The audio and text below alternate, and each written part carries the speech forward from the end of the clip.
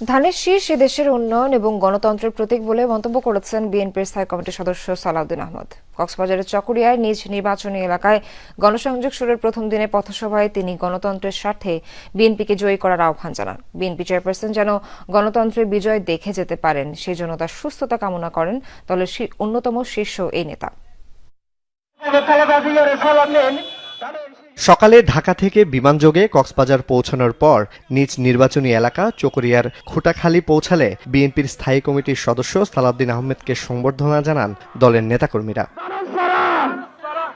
খুটাখালীর পীর আব্দুল হাইয়ের কবর জিয়ারতের মধ্য দিয়ে নির্বাচনী গণসংযোগ শুরু করেন তিনি।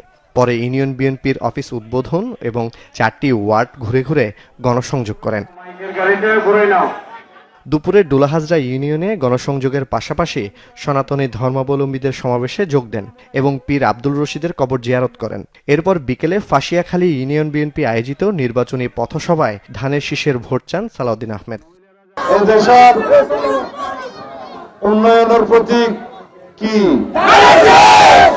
এই দেশের গণতন্ত্রের বিকল্প নাম কি?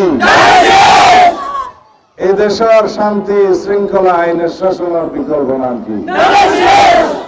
বিএনপি এবং ধানের শীষের দেশের মার্কা। বিএনপি চেয়ারপারসন বেগম খালেদা জিয়ার সুস্থতার জন্য দোয়া চান দলের অন্যতম শীর্ষ এই নেতা। দেশে বিদেশে চিকিৎসকগণ আপ্রাণ চেষ্টা চালিয়ে যাচ্ছেন তার চিকিৎসার বিষয়ে। আশা করি আল্লাহ রাব্বুল আলামিন তাকে আমাদের সাথে জীবিত অবস্থায় সুস্থ অবস্থায় রাখবেন বাংলাদেশের গণতন্ত্রের বিজয় দেখার জন্য। জবায়েত ইবনে শাহাদাত, যমুনা নিউজ।